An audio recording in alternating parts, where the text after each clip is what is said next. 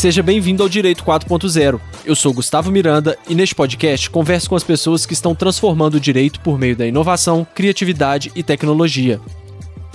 E aí, pessoal, tudo bem? Pelas conversas que a gente já teve aqui nos episódios anteriores do podcast, já deu para perceber que é muito valiosa a integração do direito com pessoas de outras áreas.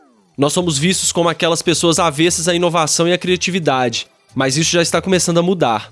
Por isso eu convidei a Denise Heller para nos mostrar como que nós podemos realizar essa mudança e aplicar no nosso dia a dia os conceitos e as metodologias que já são tão disseminadas em outros setores. Ela é designer e fundadora da SenseMakers, uma consultoria especializada em ajudar empresas com desafios de competitividade e transformação cultural. Nós vamos falar sobre processo criativo, inovação, experiência do cliente e sensemaking. Os links de algumas referências que nós citamos neste episódio estão na descrição. Sigam o nosso Instagram, que é @Direito 4.0 Podcast. Também estamos no LinkedIn, é só procurar Direito 4.0 Podcast. O nosso e-mail é podcast@flux.com.br para você mandar qualquer dúvida ou sugestão. Beleza? Vamos nessa? Então, Denise, seja muito bem-vinda ao Direito 4.0. Obrigada pelo convite. Prazer. Prazer é todo nosso. Quem entra lá na sua página do LinkedIn, já de cara tem uma frase na capa que chama muita atenção, que é: faz diferença quem faz sentido. Verdade. E nós estamos num momento, no direito agora principalmente, de mudança muito grande e de se diferenciar no mercado. Então essa frase eu acho que ela é muito importante. Eu queria começar com ela para que você falasse um pouco para a gente o que é fazer sentido. Ótimo, uma boa pergunta. É interessante, né? O que é fazer sentido? Fazer sentido é sempre para quem? Porque fazer sentido significa, olha, isso me possibilita, isso que eu vi, isso me possibilita agir. Tirar uma conclusão para agir.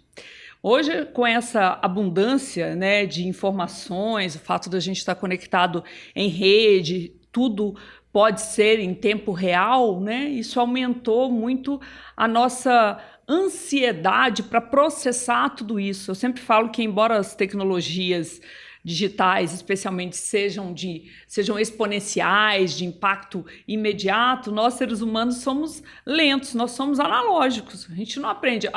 Não aprendi, né? Você vai aprendendo uma hora, caramba, eu sei. Não é como no Matrix, não sei se vocês lembram, na Matrix, que ele conecta um cabo e fala, opa, deu o download, eu sei pilotar. Para a gente não é assim, o nosso processo é lento.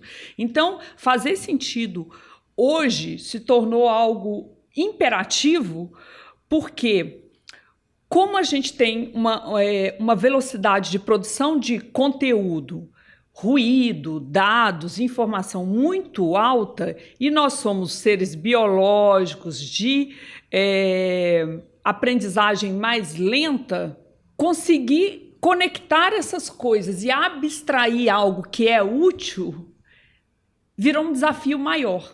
Então parece que a gente tem menos tempo, mas não é que a gente continua tendo 24 horas, não mudou, né? Mas o volume é muito grande. Então dá uma impressão de uma impotência para criar sentido.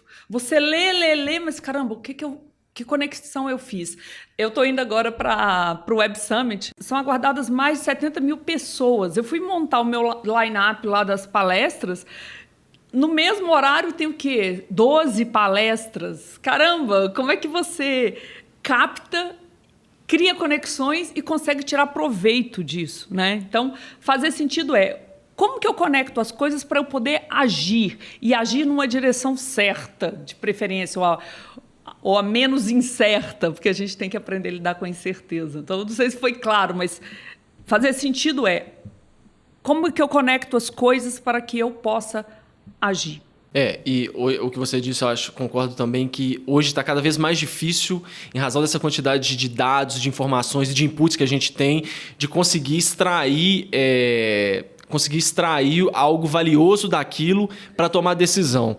Porque tem se falado muito também hoje de criatividade e tudo mais, mas o que eu percebo, não sei se você concorda também, é que na hora de implementar, isso fica um pouco deficitário. Então, assim, na hora de se instigar, de todo mundo, isso, vamos lá, tá todo mundo lá preparado. Mas e na hora de colocar em prática aquilo? Como é que fica isso no fazer sentido? Nossa, essa questão é ótima, porque banalizou-se muito o processo, a criatividade.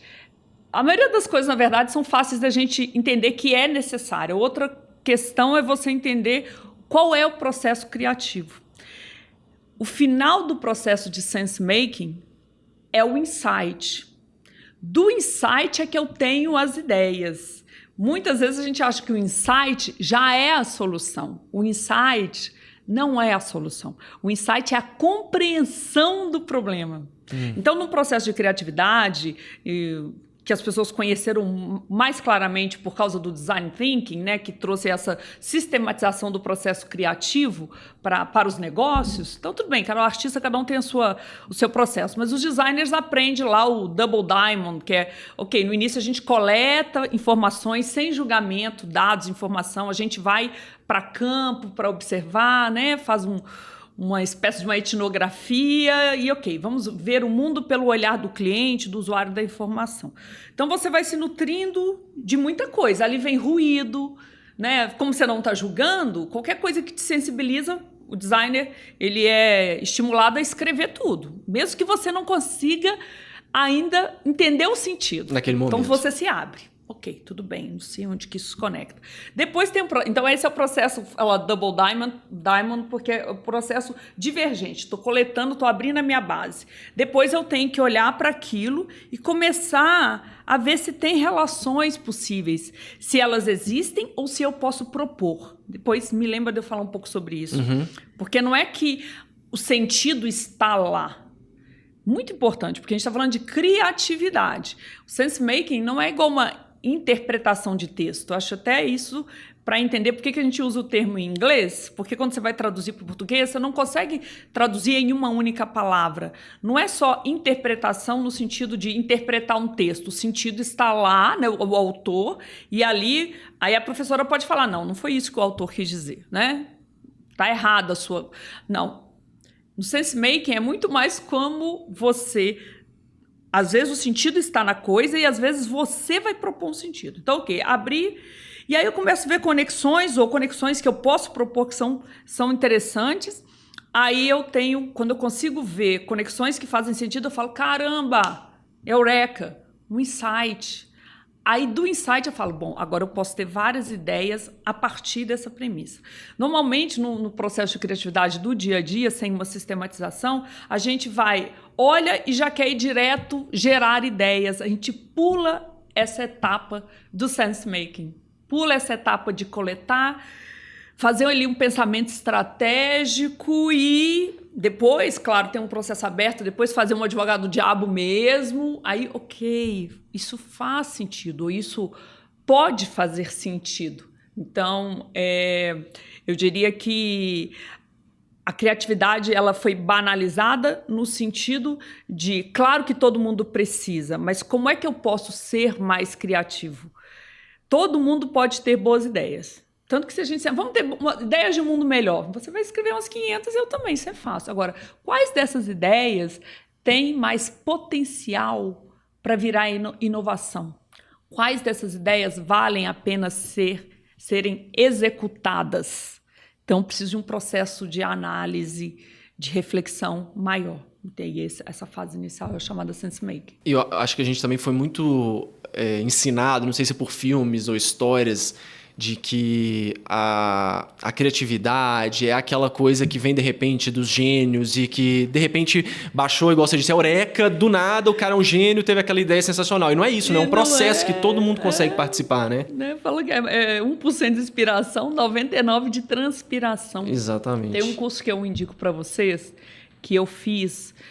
Hoje em dia, eu não sei se você concorda, né? A gente estava falando da qualidade dos cursos da FutureLaw, que são excelentes, são profundos, mas eu tenho muita dificuldade de escolher um curso para fazer, assim, muita preguiça da superficialidade.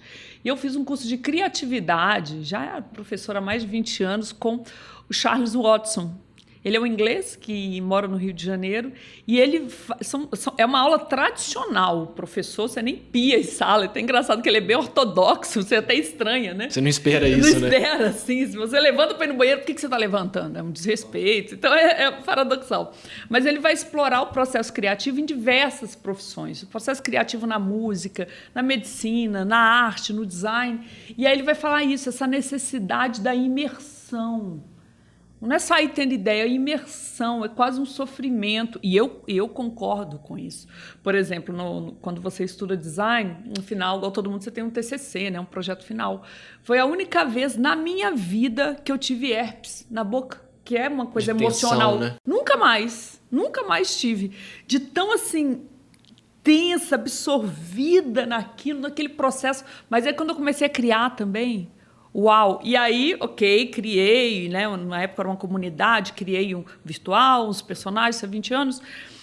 E aí falei, caramba, eu queria ter tempo, porque agora que eu achei a minha eureka. Então, assim, para passar, estava bom. Mas se eu tivesse mais um ano, eu ia explorar daquele ponto que foi o finalzinho do processo. Então, a gente não tem muito controle sobre o tempo do processo criativo. A gente fala, por exemplo, para os designers, os artistas, os publicitários, falam, olha, me dá uma deadline, porque senão eu vou continuar criando. Acaba né? se perdendo. Então, tem um pouco de angústia mesmo. Mas tem uma hora, e aí é interessante porque o design thinking ficou tão em evidência, a arte, ela não está buscando resposta para nada. A arte, a filosofia, elas querem que você pense, elas querem te sensibilizar, te despertar. Elas são ótimas para nos ajudarem a criar, a fazer perguntas.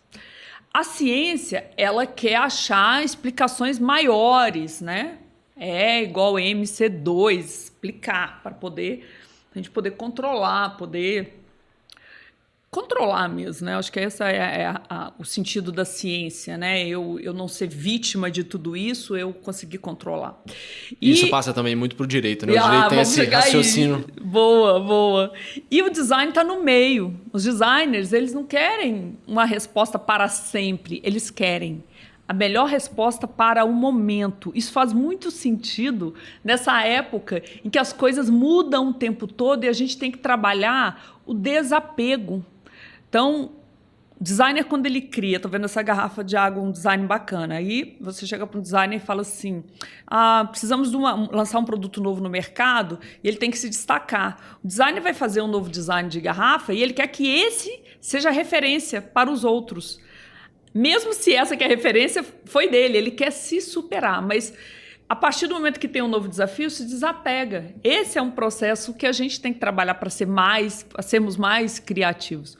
O desapego é o melhor para o momento. Aí eu acho que é bem interessante ver essa mudança que está acontecendo no direito, que durante muitos anos a gente sempre olhou para o direito como aquele lugar onde nada muda. Na verdade, os que travam a inovação, onde a criatividade não tem vez. Eu sempre falo que são os 5 cavaleiros do apocalipse da inovação. Um deles, para mim, sempre foi o direito. Então, assim, é lindo ver o que está acontecendo, né, na área de vocês.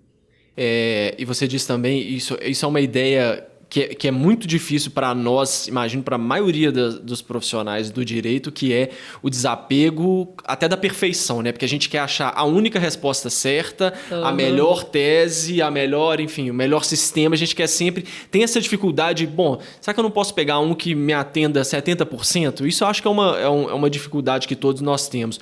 Como que você vê isso dentro... Como que você pode trazer essa realidade toda de sense making, de fazer sentido para dentro do direito? Como que você enxerga isso? Quando eu comecei a trabalhar com o Cris Xavier, né, na Future Law, eu falei com eles, gente, até então, para mim, direito é aquilo que aparece num filme, aquele cara fazendo uma defesa brilhante, aquela loucura. Ih, Denise, isso aí é 1%. Então, assim, embora minha irmã seja advogada, eu não tenho esse conhecimento do dia a dia.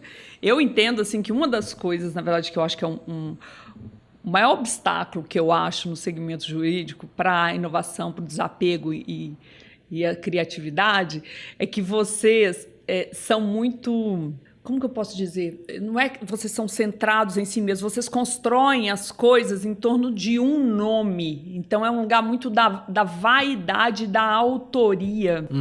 E eu fico olhando assim... o fulano de tal, e o nome do escritório é um sobrenome, é tudo muito ligado a uma pessoa. E quando o processo... Para os designers também já passou por um período assim das grandes estrelas do design e tal, e hoje o que a gente entende cada pessoa é enviesada, isso é natureza humana. Então, uma forma da gente vencer os vieses, ou amenizar o efeito dos vieses, para a gente tomar boas decisões, criar, né, bons boas propostas, é a construção coletiva. Aí, ótimo, ok. Não, Denise, mas a gente trabalha, nós somos 9 advogados, não sei, né, pode ser que seja uma construção coletiva, mas nesse processo você tem que deixar muito o ego, o eu de lado e aceitar a colaboração. Imagina, aceitar a colaboração do cliente. Isso é uma quebra enorme, né? Impensável. Aí eu vejo um paralelo com a medicina, né? Você vê a quantidade de médicos que reclamam, o doutor Google, as pessoas olham as coisas no Google e chegam aqui e já tem o diagnóstico pronto, só quer que eu assine para ela tomar o remédio tal. Esta é uma forma de você ver a coisa. A outra forma, e eu vi que a Netflix lançou um documentário, um filme agora sobre, acho que chama diagnóstico, pessoas que são desenganadas e a medicina fala, olha, eu não sei mais o que fazer, assim, não é que a pessoa está morrendo, assim, eu não sei explicar o seu problema. E a pessoa começa a buscar na internet, parece que ela é um caso único e descobre que tem alguns outros casos no mundo, a cauda longa, né? E aí ela começa a criar essas conexões. Imagina, você é um médico tratando lá de 1.000 pacientes mês. Ela é uma pessoa focada em resolver o problema dela, concorda? Uhum. Qual seria a chance dessa pessoa chegar em algumas conexões, em coisas que poderiam ajudar o médico, se ele baixar a crista e ouvir essa pessoa? É uma crítica mesmo que eu estou fazendo. A arrogância da profissão. E essa arrogância a gente vê no direito e a gente vê na medicina. E por coincidência ou não, 2 profissões que todas serão impactadas, mas 2 profissões que estão aí muito impactadas pela inteligência artificial, né? A gente está cansado de ver quais são as perspectivas, né? E, ao mesmo tempo, alguns profissionais que estão abraçando isso. Onde eu quero chegar? Fazer sentido nesse lugar de tanta incerteza, tanta informação, tantas ameaças, requer uma certa humildade para dar um passo para trás e falar, caramba, tudo bem, até aqui deu certo isso. Não é demonizar o passado também. O passado nos trouxe aqui. Só que o cenário mudou muito e nada indica que vai desacelerar. Então, o que eu preciso rever? Qual que é a minha disposição para criar junto? Criar junto com um parceiro de negócio, criar junto com outras áreas, criar junto com o cliente, criar junto com outras gerações, sabe? Não porque eu sou legal, não. É porque realmente eu olho para mim e falo, caramba, não dou conta. E não é uma deficiência. A gente não dá conta mesmo, sabe? Muito legal. E está começando esse movimento agora, você tocou num ponto também muito importante, que é de não só nós, entre os profissionais do direito, conseguimos abaixar ter mais essa humildade e não nos termos como donos da verdade. E aos pouquinhos agora está começando esse movimento de entrarem pessoas de outras áreas para dentro do direito. E eu vejo isso como uma coisa muito positiva e estão surgindo, por exemplo, legal design, que aí são os designers entrando no direito. E eu não vejo, como você, não vejo uma forma de voltar atrás, porque a coisa está indo, só está caminhando, só está melhorando, está aprimorando. O direito está ficando melhor com essas outras áreas e com essas coisas que estão sendo criadas. Então eu acho que é muito importante mesmo essa multidisciplinariedade também, porque se dependesse só de quem é formado em direito, não acho que não ia acontecer, mas eu acho que o tempo ia ser tão grande que o resultado, né, ia ser... A gente ia realmente ficar para trás e, enfim. Eu acho que essa multidisciplinariedade está somando tanto. Agora as pessoas pensam em fazer um contrato voltado para o cliente. Exato. E não para o outro advogado. Foi um momento histórico. Momento histórico. O cliente conseguir ler o contrato e entender. Quer dizer, você dá autonomia, você dá conhecimento para aquela pessoa que você abre mão do controle. Do controle. Quando você faz algo hermético, o que você está falando? Não, aqui você deixa. Né? Não é para você. Se você pega os resultados de exames médicos dos laboratórios, a maioria fala, caramba, assim, não é claro, não é para você. Aí o médico fala, não é para você mesmo, não. Caramba, eu estou pagando, deveria ser para mim. Eu deveria conseguir entender o mínimo. É isso, ou pelo menos o mínimo, né? E se você não me deixa, você acha que eu não vou buscar em outras fontes? Que tal você já me ajudar para eu não ter o esforço? Porque quando a gente fala em experiência do cliente, a gente tem 2 focos. Um é reduzir o esforço do cliente, porque ninguém tem tempo a perder, cada vez menos, né? A gente sente cada vez a gente tem menos tempo. Então, essa associação com os designers é interessante porque é interessante para todo mundo, né? Você falou, se a gente, de repente, não tivesse essa interação, demoraria mais essa mudança, né? O Tim Brown tem uma frase que eu sempre repito. O Tim Brown ele é sócio da IDEO, que é uma das empresas que foi responsável por levar o design para um nível mais estratégico, convencer as empresas de que a cooperação com os designers poderia ser num nível mais estratégico. E ele fala, o peixe não sabe que está molhado. Isso para qualquer segmento, né? Se você mora num país, se você está imerso naquela cultura, você não vê deficiências do seu país, né? Por isso que é mais fácil resolver o problema do vizinho, e é mesmo. É mesmo. É outro viés cognitivo. A gente tem mais facilidade para resolver o problema dos outros que o nosso. Então, essa interação também fortalece os designers. É bom para todo mundo. E você acha que isso é uma coisa que as pessoas, por exemplo, sense-making, procurar fazer sentido, alinhar o propósito do que você está falando com o que você está fazendo, essas coisas devem ser buscadas mais por pessoas com um cargo, uma posição mais estratégica, ou é algo que inevitavelmente tem que atingir todo mundo que está ligado a um escritório, a um departamento jurídico, enfim? Sem dúvida para todos. O que acontece é quem está na alta liderança, né, configura, como se assim, configurasse o sistema operacional, né?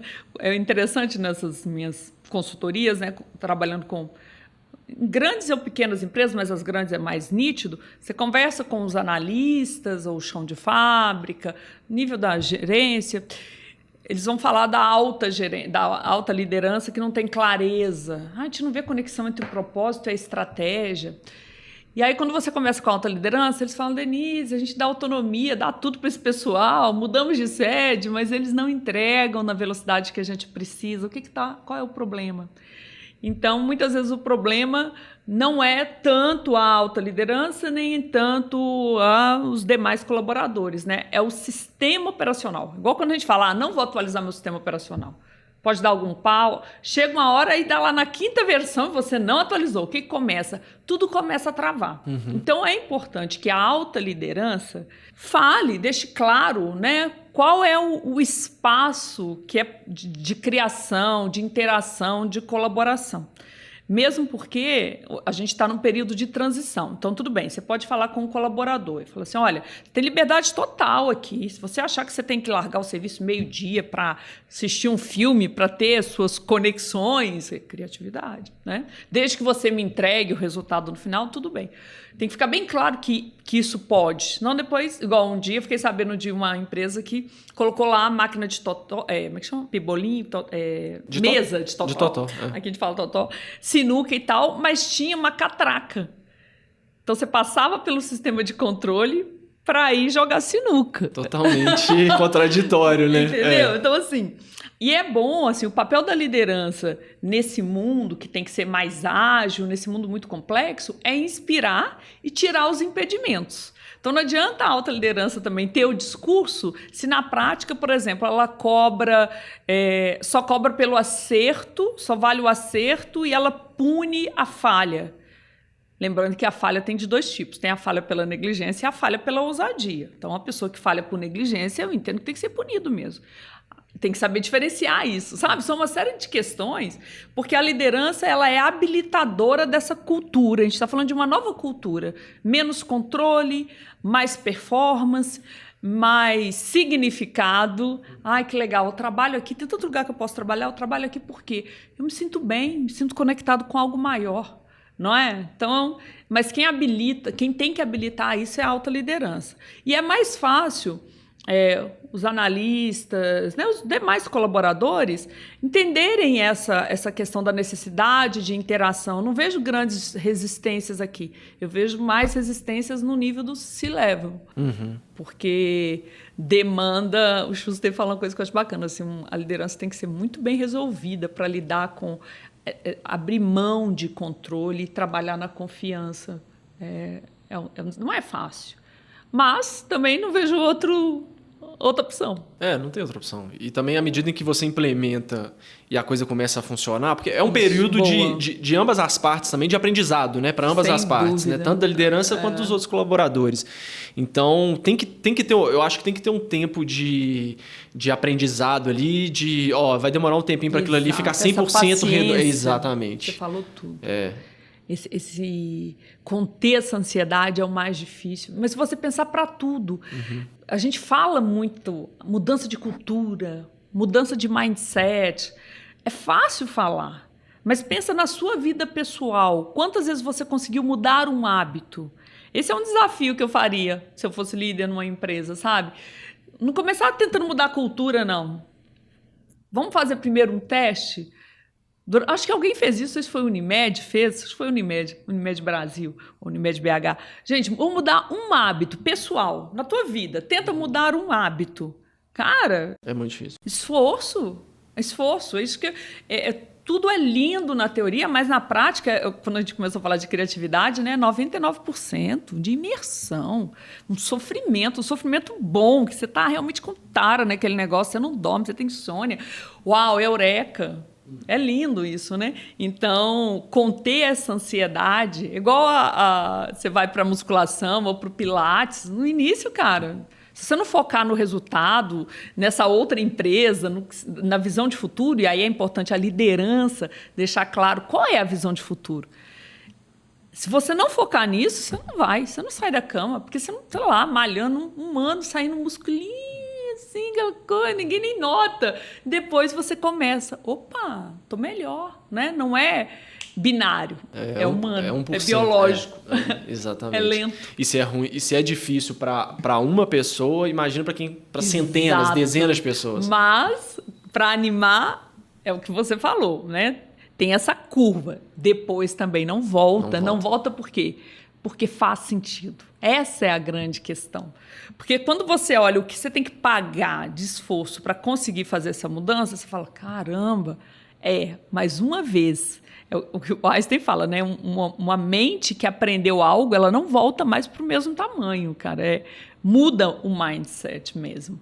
Aí o que vai ajudar a mudar o mindset é o exemplo, a inspiração e refrear essa ansiedade. Por isso que o ágil, né, a mentalidade ágil e o design, a gente trabalha com pequenos experimentos. E isso cabe em tudo, desde fazer um experimento em relação a um software e colocar uma funcionalidade, ver se as pessoas vão usar, desde fazer um experimento dentro da empresa. E se 1 hora por semana a gente trouxer alguém aqui que não tem nada a ver com a nossa área? Muita gente vai falar, caramba, podia estar trabalhando, podia estar lendo um livro técnico. Mas, de repente, na Fiat a gente fez lá o Da Vinci Convida. A gente tinha um programa Da Vinci para ajudar a estimular esses pensamentos, aumentar o repertório, para oxigenar mesmo. Então, levávamos um cineasta. O que tem a ver com carro? Nada. E obrigava as pessoas, não, gente. Quem quiser, a gente, em vez de fazer almoço, fazia um brunch. E pronto, era meia hora. As pessoas não cobravam por aí, eram generosas. A gente se surpreende o quão generosas as pessoas são para compartilhar conhecimento. E lá, uma outra ia falar sobre jardinagem. Até porque quando a sua mente está tensa demais, ela não consegue fazer conexões criativas. Você faz uma imersão, fica tenso, mas tem hora que você tem... As pessoas falam muito de ter ideias quando estão tomando banho, momentos mais inesperados. Atualmente continua trabalhando, mas você tirou o foco, né? Mas você tem muito repertório para conectar. E aí ela chegou a hora, caramba, o insight, não estava nem pensando.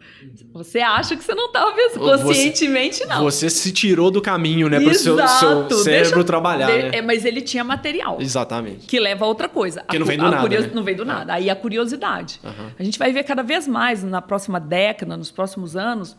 A gente falou muito de criatividade até então. Agora a gente vai aprofundar mais. Pode escrever o que eu estou falando. A gente vai falar muito mais de curiosidade, que parece uma coisa... O que é curiosidade? Gente, curiosidade é uma atitude. É uma atitude. É você baixar a guarda, tem a ver com humildade. Eu não sei. Por que esse cara faz isso? Sabe? A curiosidade... Na verdade, a escola tradicional... ela vai podando a nossa curiosidade. É engraçado, né? É engraçado, vai podando a curiosidade. Criança curiosa demais, ela perturba. E porque a nossa escola é modelo de produzir operário para a fábrica, né? Então, exato. O cara que está fora da média não tem o menor interesse de... Ele tem que se enquadrar naquele sisteminha ali, né? Quando a gente toma consciência de que a gente, na verdade, isso não é o nosso natural, que a gente foi moldado para ser assim, ó, para mim, faz sentido que a gente tenha um esforço de reconfigurar isso. Porque quando você nasce num sistema, você conhece esse sistema. É tipo o show de Truman, não sei se você lembra desse filme. Sim. Ele vive naquela bolha, então o mundo para ele é aquela bolha. Só que essa bolha, ela foi criada pelo ser humano. Se você pega antes da Revolução Industrial, a sociedade agrícola, as pessoas tinham que ter uma visão sistêmica, tinham que ser mais curiosas. Tinha ali, ok, você podia ser melhor em alguma coisa. Eu sou pastor de ovelhas, eu sou agricultor, ok. Mas assim, as pessoas eram mais completas do ponto de vista de dominar todo o processo, né? De entender, pelo menos, todo o processo. Depois, não, nós ficamos bem fragmentados. E isso se transformou numa empresa, por exemplo, nos departamentos jurídicos. Cada departamento não dá pitaco no outro. Ai de você, do jurídico, se der um pitaco no marketing. Você não é bem visto. Você não... O que você sabe sobre isso? Uhum. Hoje não, caramba. Você não é formado nisso. Não é formado nisso. Uhum. Excelente. Não é formado. Isso é outro ponto bacana. E aí o que a gente percebe é...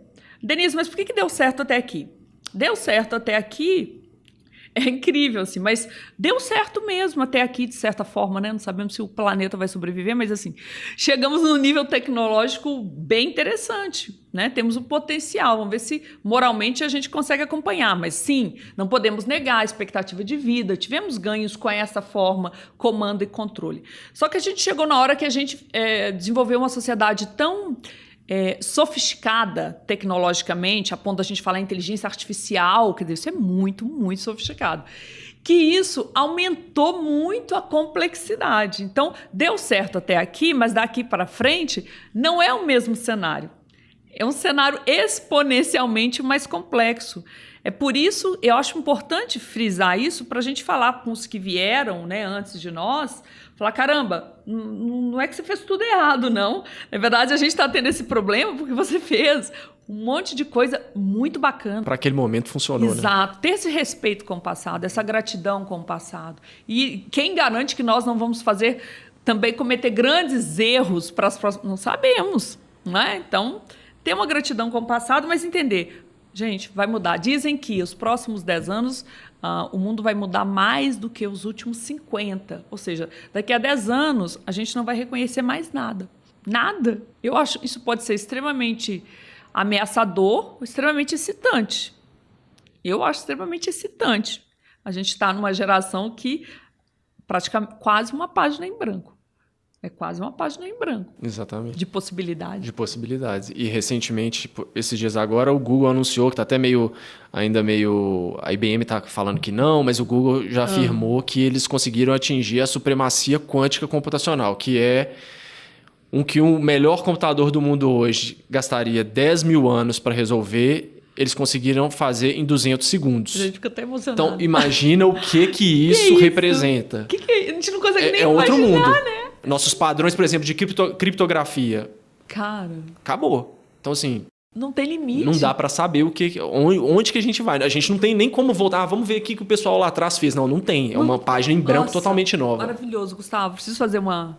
Não quero ficar só falando, mas porque isso é muito bacana o que você falou.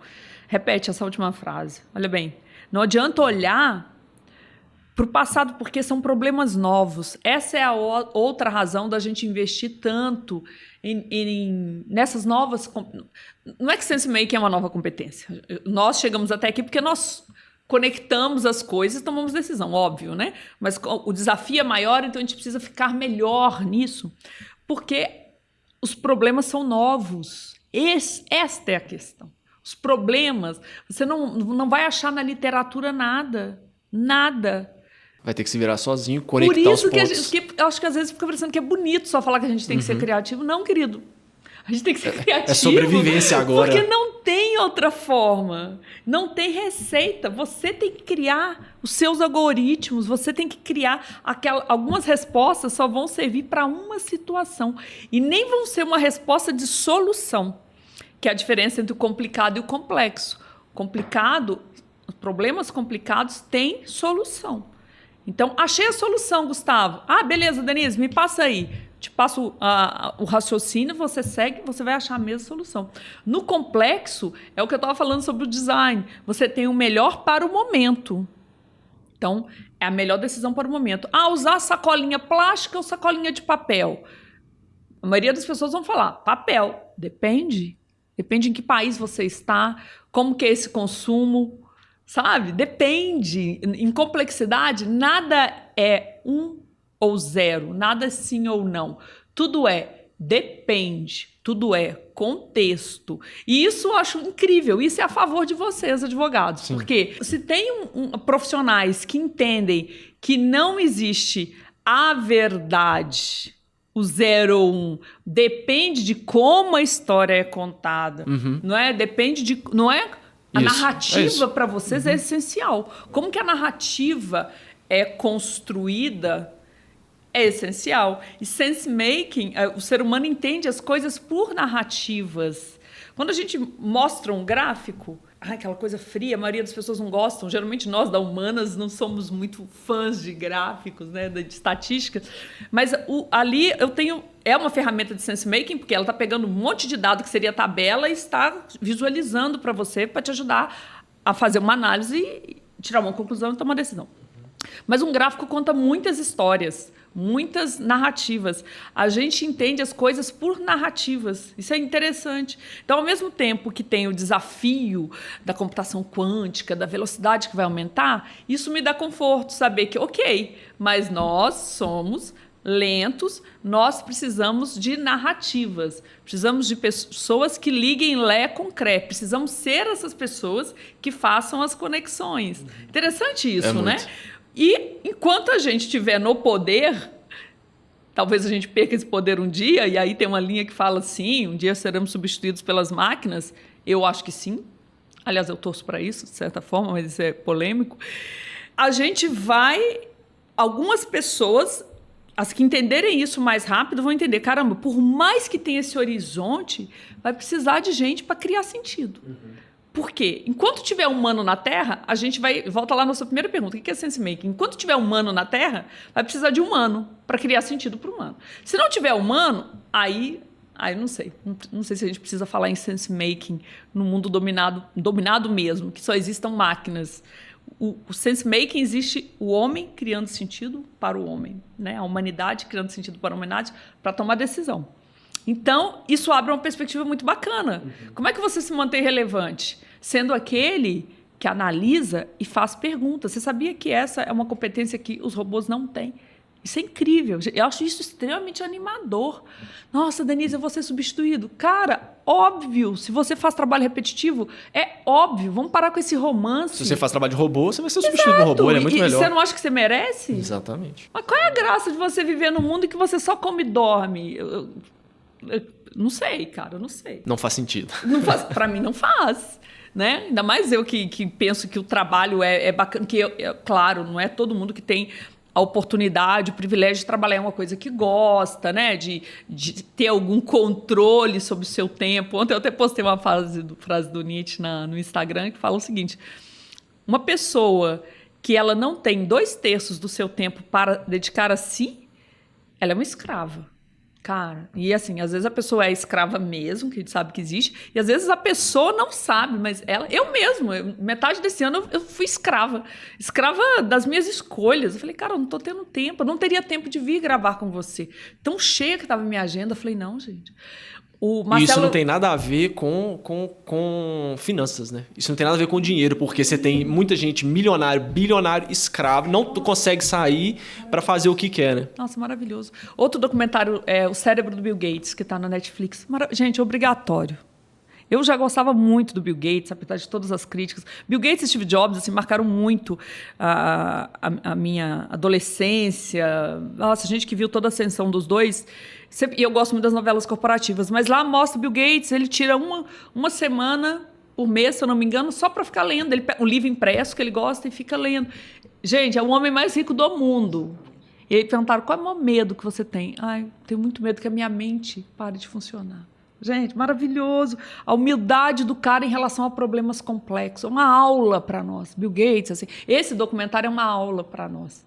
É muito bom mesmo. Você está falando também muito aí de se destacar, de fazer sentido e tudo mais. Acho que a gente podia falar um pouco sobre experiência do cliente também, que tá vinculado a conseguir extrair sentido. E você falou também, né? Às vezes trazer até o próprio cliente para dentro, para ele para ele colocar inputs, para ele criticar seu trabalho. Fala o que é a experiência do cliente, por que virou um assunto tão um hype tão grande assim? Eu gosto muito de começar por aí mesmo, né? Pra gente não ficar refém das modinhas, que tem muita modinha mesmo. Eu acho muito simples a questão. O cliente sempre existiu, então é estranho que agora só se fale, agora descobrimos que a gente precisa olhar para a experiência do cliente. Por quê? Por causa de todo esse processo, desse contexto que a gente criou um mundo mais conectado, então as pessoas elas têm mais canais para se manifestar. Então, antigamente, se você quisesse ter uma mídia, você teria que ter uma concessão de um canal de TV, como eu, Silvio Santos, por exemplo. Então, era para poucos. Hoje, não. A gente está aqui criando o nosso canal, né? E quanto que a gente vai pagar para isso, para publicar isso? Nada. Então, as coisas... Isto é a abundância, cada vez o custo cada vez mais baixo e acessível a muitas pessoas. Então, todo mundo virou mídia, todo mundo pode falar. O lado ruim disso é o cliente insatisfeito vai nas redes sociais, vai no Reclame Aqui e acaba com a reputação da empresa. Somente se ele tem muitos seguidores. Mas também o cliente feliz, surpreendido, não só feliz, mas surpreendido, ele também faz a marca. E aí, recentemente, a gente tem o Nubank que investiu, agora deve estar investindo em alguma coisa, mas não investia nada em publicidade. Uma marca que se construiu no boca a boca, nas redes sociais. Bom, a gente tem a eleição do Bolsonaro, que foi toda construída nas redes sociais, né, do Trump. Então, o poder desses canais pulverizados, né? Então, isso é muito singular. Então, ok, isso é momento histórico? Totalmente histórico. Esse poder todo com o consumidor é uma palavra ruim, mas porque ele ainda pode não ser seu cliente, então esse que compra, que tem poder de decisão, isso muda a dinâmica. Então, as empresas... Como os clientes têm mais opções e eles têm mais canais para se manifestarem, quem fornece o serviço e o produto, para ser mais relevante, ele precisa conhecer mais esse cliente. Porque ele tem que fazer sentido. A minha marca, o meu escritório, minha oferta, ela tem que fazer sentido para você. E você é que vai vender para mim. Não preciso fazer tanto marketing de venda, mesmo porque uma das coisas que tem caído, né, é como é que eu digo? O crédito de você falando, você empresa falando de si mesma, as grandes instituições. Agora, eu, cliente, falando desse escritório, interessante, não é enviesado, né? Então, o consumidor também está mais atento, entende as fórmulas da publicidade, isso fez, inclusive, que o segmento da publicidade e propaganda, ele está se reinventando. A reinvenção é para todo mundo, né, Gustavo? Assim, às vezes a gente fica na nossa bolha e pensa, meu Deus, está caindo um meteoro. O meteoro está caindo para todo mundo, todo mundo tem que se reinventar. Bom, então é isso. A experiência do cliente nada mais é que a resultante emocional de todas as interações de um cliente ou possível cliente com uma marca, né, com um serviço, um produto, vou colocar uma marca. Então, por exemplo, ele vê um anúncio num podcast, por exemplo. Ele falou, não conhecia não esse podcast Direito 4.0. Vamos supor que ele viu isso em um outro podcast. Aí agora caiu na zona da consideração. Vou dar uma olhada. Ou eu comento com algum colega, hoje eu gravei, põe no Instagram, olha, eu já estava gravando, depois vamos tirar uma foto. Vamos tirar foto. Aí a pessoa fala, eu não conhecia. Vai lá. Foi a Denise. Eu sigo a Denise foi lá gravar, então a pessoa cria uma imagem, deve ser bacana. Ou não, né? Detesta essa mulher, deve ser ruim. Então, vai criando percepções. E aí, um dia ela ouve Direito 4.0. Ela fala, cara, legal demais. E põe lá seguir. E ela recomenda. E ela é uma influenciadora. Aí ela põe isso lá no LinkedIn. Caramba, um monte de gente fica sabendo. Aí um dia ela manda uma mensagem. Aí você fala, manda uma mensagem, manda a sua pergunta. Aí ela foi bem atendida. Você mesmo falou com ela. Fala, que bacana, né? Falei com o Gustavo. A pessoa vai criando percepções. Ou um dia ela manda um e-mail, vai lá pro seu spam, você não viu. Fala, nossa, que povo metido. Então, o que é? qualquer interação com a marca, nos canais oficiais ou não, no boca a boca, coisas informais, um dia ela vem aqui gravar, chega nesse prédio e fala, nossa, que legal, vai criando percepções. A resultante, se isso é positivo ou negativo, é que vai dizer se ela gosta ou não, se ela recomenda ou não. A gente não falava antigamente em recomendação. Eu entrevistei um CIO da MRV, e eles estão passando por essa mudança de cultura, de colocar o cliente realmente no centro, entendendo que isso significa, né? Ele falou assim, você tem uma ideia, antes o cliente comprava um apartamento, é uma venda longa, né? Até pagar tudo, aí a gente entregava a chave. Aí a gente tinha um processo para desligar o cliente. Tem um nome técnico que ele usa, mas é isso. Isso hoje é inadmissível. A gente pensa no cliente para a vida toda. Então, eu gosto de falar, não é uma relação transacional com o cliente, não é uma rapidinha com o cliente, não. É amor e você... Relacionamento duradouro. Aí é outra coisa. É o casamento de 80 anos. É o casamento de 80 anos. Bodas de ouro. Exatamente. E aí, as novas gerações, da minha geração aí pra frente, a gente tá muito ruim nisso. Não, o que é isso, né? Porque você depende desse cliente comprar de novo, se você tem outros produtos, né? Ou pelo menos recomendar você. Manter você na zona da consciência. E aí vai uma dica, só vai para a memória do cliente, só vai para a memória humana aquilo que é associado a uma emoção. Ruim ou boa. Você fazer o básico... Por isso que não fez mais que a sua obrigação. Se eu vou num restaurante que todo mundo fala que é incrível, e eu chego lá e a comida é incrível, mas não mais incrível do que eu esperava, ok. O saldo vai ficar negativo. Ou 0-0. Foi bom, 0-0. 0-0. 0-0. Mas aí fala, cara, nossa, me falaram que era legal, mas nossa, é muito mais. Uhum. Não é? É interessante entender as dinâmicas das redes sociais, né? A gente tende a banalizar as redes sociais. Não, é o ser humano ali mostrando o que é importante para ele, o que ele posta. Aquilo que vai dar status para ele, que vai mostrar que ele é uma pessoa bacana, aquilo que mostra que ele tem algo para contar, né? Então, pode ver que as marcas, elas têm ajudado os clientes a contar histórias. O Spotify fez algo incrível. A gente estava falando de dados, né? Imagina a base de dados do Spotify, da Netflix. Aí o Spotify lançou em 2018 vários outdoors em algumas cidades do mundo, em que ela falava assim, você, fulano, que ouviu a música Sorry 78 vezes no Dia dos Namorados, aqui, você tá bem? O que você fez? Muito bom. Era muito engraçado, porque aí todo mundo que ouvia muito essa música falava, será que sou eu? Sabe? E o que é interessante? E outra, cara, eles sabem que eu existo. Quem que sou eu nessa imensidão de dados?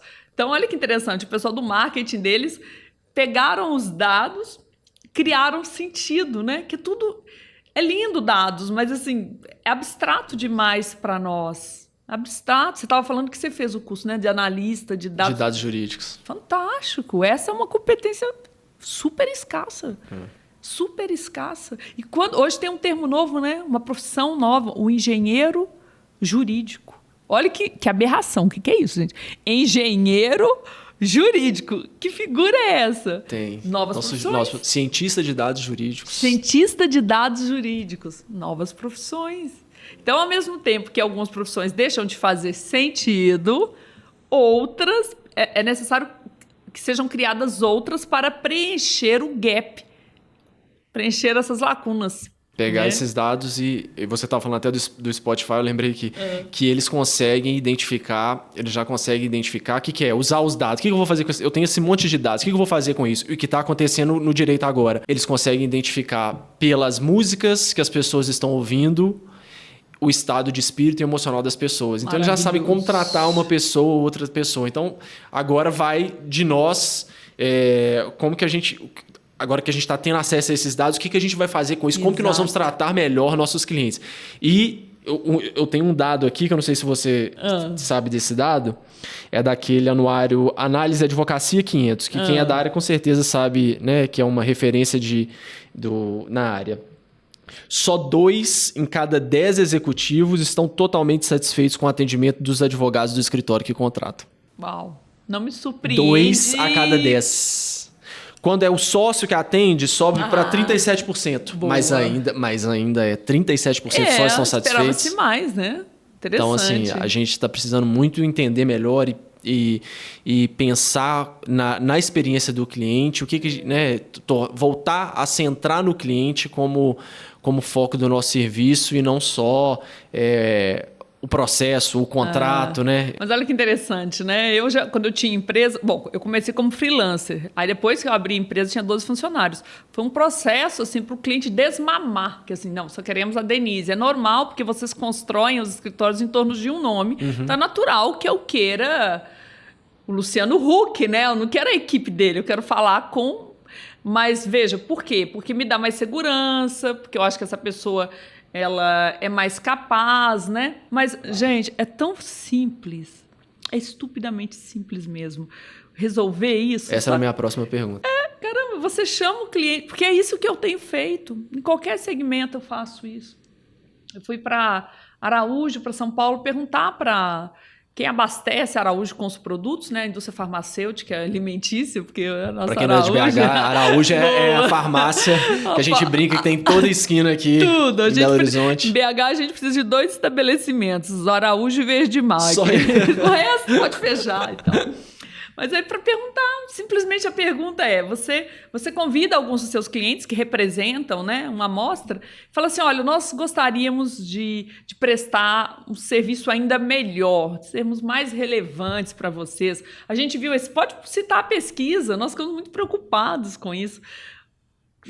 Vocês viriam aqui, passariam uma manhã com a gente? Gente, em 2 horas dá para fazer. Fazemos um workshop, porque se você só perguntar para as pessoas, fica meio inibida. Latino fala o que o outro quer ouvir na maioria das vezes, tem medo de ficar antipatizado. Então, tem ferramentas, né, instrumentos para conseguir que as pessoas se sintam à vontade e elas te falem. Lá no curso, você lembra do Future Law que a gente colocou o escritório jurídico para falar com o departamento? Sim. Eu lembro que o pessoal do escritório falou, Denise, valeu o curso inteiro esse 15 minutos momento. Ali, exatamente, ouro. Porque um não sabe como o outro pensa e muitas vezes não sabe porque não pergunta também, por causa daquela arrogância. Não, é óbvio que foi ótimo. Não pergunta, e aí, como foi? A perguntinha do NPS, simplesinha, você indicaria essa empresa? É difícil ouvir feedback, né? É mais difícil quando você tem uma autoimagem muito alta, ou você não tolera críticas. Ontem eu estava vendo uma palestra da Brené Brown na Netflix sobre vulnerabilidade. Foi um TED, ela tinha dado uma palestra no TED e foi assim, um TEDx lá, que nem é o principal, foi tão aclamada que levaram para o TED, a grande conferência, e agora a Netflix deu um programa inteiro para ela. E ela falando, cara, assim, criatividade tem a ver com vulnerabilidade. Como assim? Porque você realmente, quando você se permite ser criativo, você está baixando a guarda e você se permite errar, porque você vai errar mesmo. Mas você não falou, uma pessoa que nunca errou, nunca criou nada. Bom, nunca criou nada. Então, todas essas questões, o que elas essencialmente mexem com a gente é muito da nossa autoimagem, necessidade do aplauso, onde que a gente enxerga status, onde a gente enxerga valor, sabe? Como líder, como empresário. É uma revisão mesmo. Quando fala mudança de mindset, não é um verniz, realmente precisa mudar. Pode ver as empresas que estão se superando, se destacando, elas têm que fazer esse dever de casa, sabe? Elas estão fazendo. Não tem como, não acontece. E uma vez que aconteceu, acabou. Não tem volta aí, pronto. Muito bom, Denise. Agora, para a gente caminhar para o final, então, para quem que gostou desse tema, que a gente conversou, desses temas, né, que a gente conversou, tem algum livro, algum filme, algum site, o que você indicaria além do que a gente já falou? Então vale vocês darem uma olhada lá na Netflix, esse aí do Bill Gates é incrível, o cara mais rico do mundo, tá lá, resolvendo problemas complexos, tentando trazer algumas respostas para problemas complexos. Até entender, assim, eu acho que a grande dica que eu dou é que tudo isso, na verdade, quando a gente fala o mundo VUCA, volátil, incerto, complexo, ambíguo, que no final tudo é complexo mesmo, ele nos nos força a adotar uma outra forma de pensar, de lidar com esse mundo. A gente falou muito aqui, comparou do industrial com o novo, essa mentalidade que lida melhor com as incertezas, com esses problemas novos, é a mentalidade de sistemas, no sentido de ver as coisas como grandes sistemas. E o termo para isso seria gestão, aprender sobre a gestão da complexidade. Isso vai ajudar vocês em tudo. A ascensão do design thinking, um movimento ágil, falar que hoje a empresa tem que ser ágil, vamos fazer Kanban, vamos ter um Agile Coach aqui na empresa. Tudo isso o que conecta tudo isso é algo maior, que é como vamos lidar com a complexidade. Tudo isso que a gente falou, a experiência do cliente, por que a gente vai criar com o cliente? Porque a gente tem mais incertezas, então precisamos trazer mais pontos de vista. Tudo isso faz sentido quando você entende que o ponto de partida é encarar o mundo como um sistema complexo. Até então, a gente foi ensinado a encarar o mundo como um problema complicado. Muito bom. E para quem quer se conectar com você nas redes sociais, como é que faz? Só para o pessoal não ficar muito solto em relação à complexidade, tem um livro que Humberto Mariotti acabou de lançar. Deixa eu ver se é O Desafio da Incerteza. Enquanto eu procuro aqui, gente, nas redes sociais, Denise Heller, com L só, no Instagram e no LinkedIn. Agora, a partir do ano que vem, eu vou voltar a escrever, que eu escrevia frequentemente, produzia muito conteúdo e eu não estou tendo tempo. E aí eu escolhi que para o ano que vem eu quero ter tempo. Ótimo. Para nós ficamos felizes com isso. Para criatividade. Então, aqui, olha, o livro que eu indico para vocês é O Desafio da Incerteza. Está na Amazon. Olha que interessante. A cultura atual, a inteligência artificial e a necessidade do pensamento complexo do meu mentor, assim, o cara mais incríveis, ele e a Cris Alri, Humberto Mariotti. Para quem já segue os agilistas, né, tem uma entrevista com o Humberto. O podcast dele, o episódio está ótimo com ele.